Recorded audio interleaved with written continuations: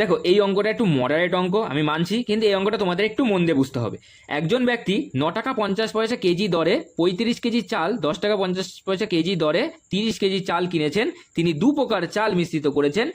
এই মিশ্রিত চাল প্রতি কেজি প্রায় কত দামে ব্র্যাকেটের টাকায় বিক্রি করলে তার মোটের ওপর 35% লাভ হবে। এখানে প্রায় কথাটা দিয়েছে। তাহলে আমার প্রথম কাজ কি হবে, যে কত কেজি চাল আছে আমি দেখে নেব। তাহলে 35 কেজি প্লাস 30 কেজি, তার মানে কত কেজি? 65 কেজি চাল, তাই তো?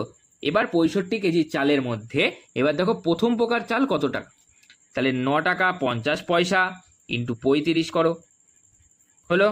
আবার প্লাস দাও, তাহলে কি আর পরের কেজি চাল দেখো, তাহলে 10 টাকা 50 পয়সা ইন্টু 30 কেজি হয়ে গেল। এবার তুমি 65 দিয়ে ভাগ করে দাও, তাহলে তোমার মোট মিশ্রিত চাল প্রতি কেজি চলে আসবে। তাহলে এটা গুণ করলে কত আসছে? 332.5, ঠিক আছে। আর এটা গুণ করলে কত আসছে? যোগ দাও 315।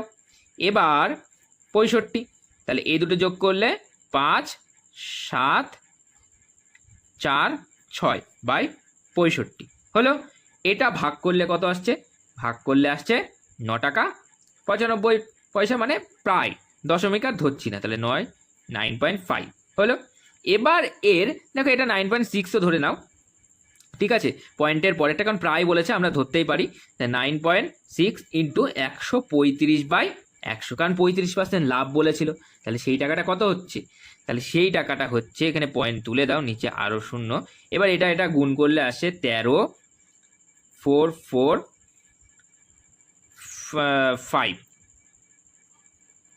Dot dot dot. এটা দেখো কাটলে চলে আসবে আমার 3টের আগে পয়েন্ট চলে আসবে, আর এটা 6 হয়ে যাবে। তাহলে কত হয়ে যাবে? 13 পয়েন্ট, তুমি এটা 50ই ধরে, এরপরে অনেক সংখ্যা আছে তার জন্য 13.50। তাহলে 13র বেশি আছে, 13র বেশি একটাই আছে, কোথায় আছে? তো সি।